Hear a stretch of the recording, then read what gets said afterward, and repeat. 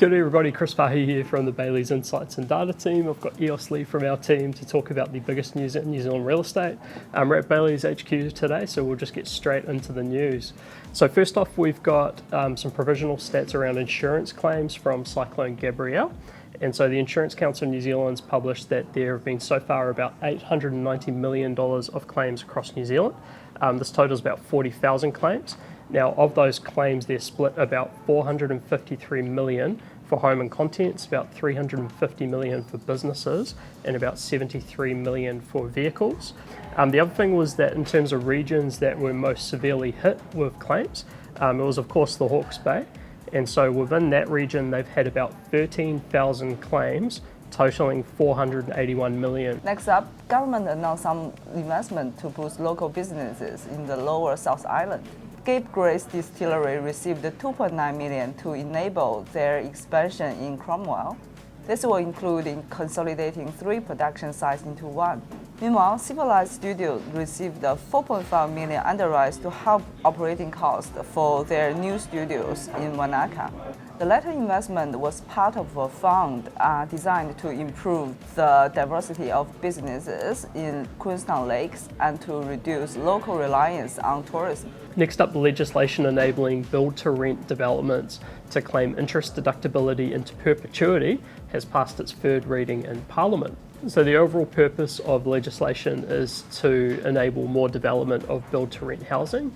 And so one of the issues that the sector has been facing is that the changes to interest deductibility associated with normal rental investment properties, so like your typical mum and dad investors, has also impacted the feasibility of new developments for build-to-rent, like dedicated housing facilities. Now, in terms of specifics, the Income Tax Act defines what a build-to-rent development is, and so some of the specs that they've got there is that it includes 20 units in the same property under the same ownership.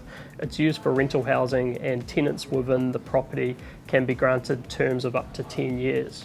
Next up, our global partner Knight Frank released their Singapore office update report for Q1 2023. Within the market, tenant demand has focused on higher quality offices to help draw staff back to the office. Rents are increasing because the supply for new offices remain tight. Overall market conditions are balanced with the flight to quality offset by uncertain economic outlook. Next up, our global partner Knight Frank released their latest Australian residential review for Q1 2023. So within this, they've found that sales volumes are down about 22% on last year, and this is mainly driven due to high interest rates impacting sentiment. They're forecasting that prices will reduce in the market by about 7% over 2023, but that they'll increase by 4% in 2024 and then 6% in 2025. And then finally, to wrap up, we've got our property of the week. So Eos, what have you got for us this week? Yeah, so my property of the week is 504 Mount Albert Road in Mount Roskill. It's Auckland Central's oldest fire station, which has been restored and renovated. It's located near Three Kings and the Southwestern Motorway and has multiple living spaces. It has a resource consent to build a 4-bedroom standalone home in the same architectural style. If you want to learn more, please contact Annabelle Marshall from Bayleys Ponsonby. Then for my property of the week, I've got 2 Kotare Drive in Wanaka. And so it's a 3-bedroom, 3-bathroom home sitting on 1,267 square metres of land.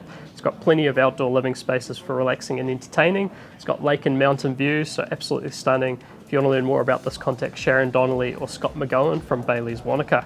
So with that said, we'll wrap it up here. So thanks very much, Eos. Thank you. And we'll see you next time. See ya.